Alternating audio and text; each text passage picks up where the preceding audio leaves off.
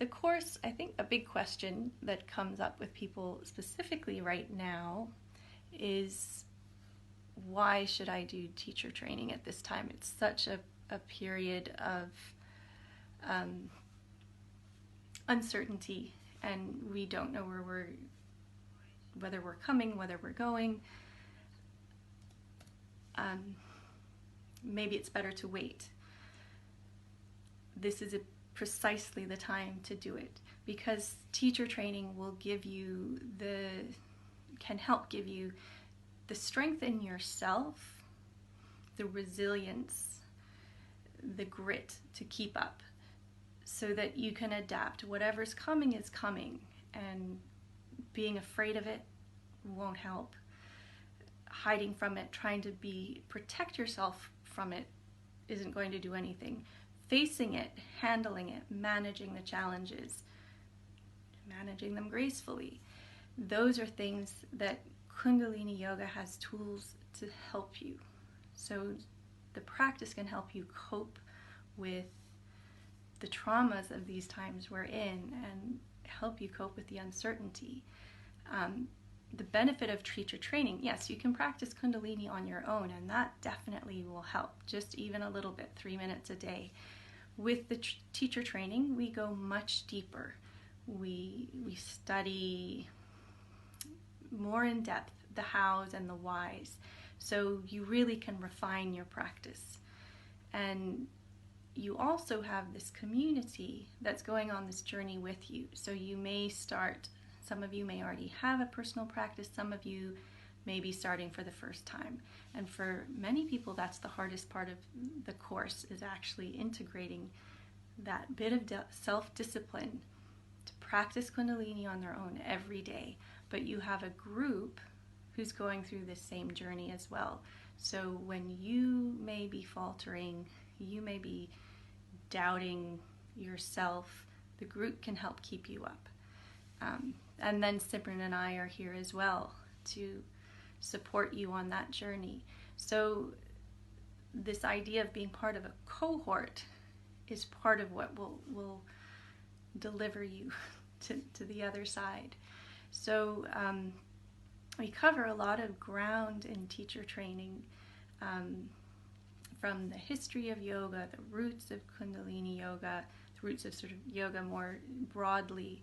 We cover sound and mantra, and that's an interesting, all of it's interesting intellectually and experientially, but the sound and mantra,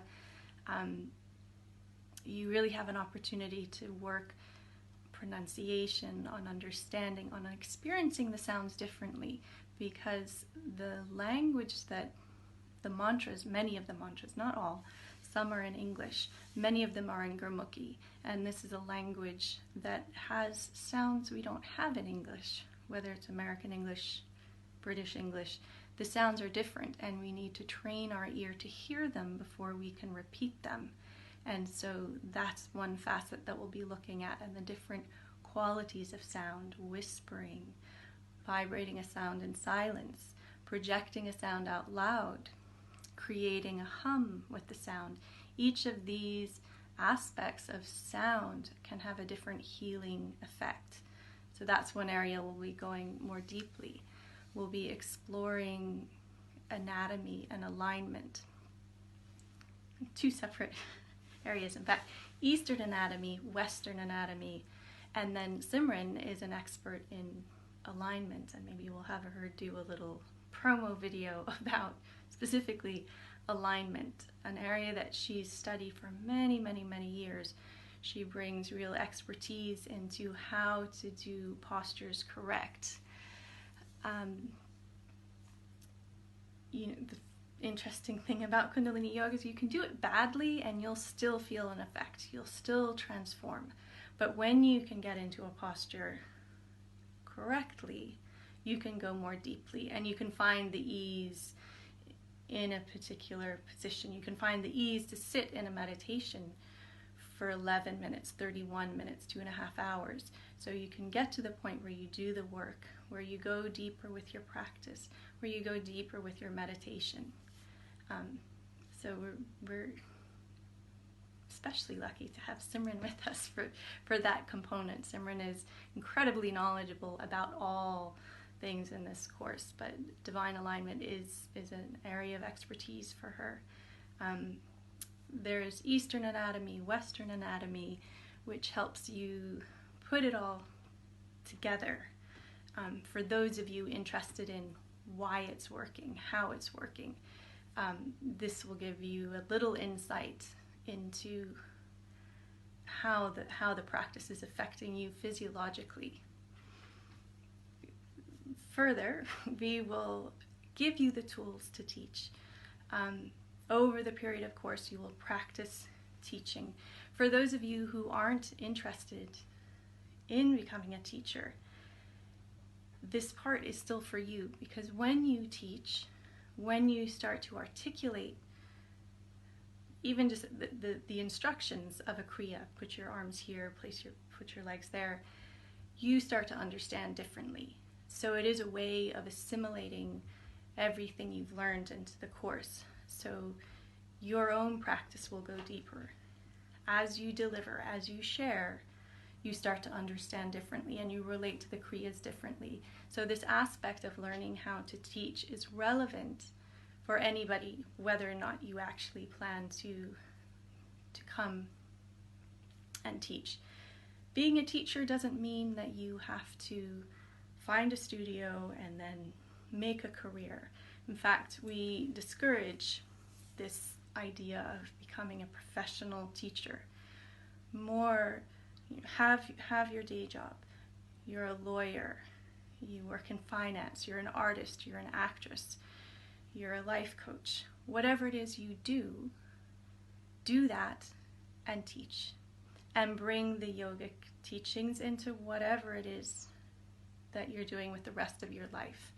Because we're sharing, we're hopefully uplifting and inspiring people in whatever interactions we have in life.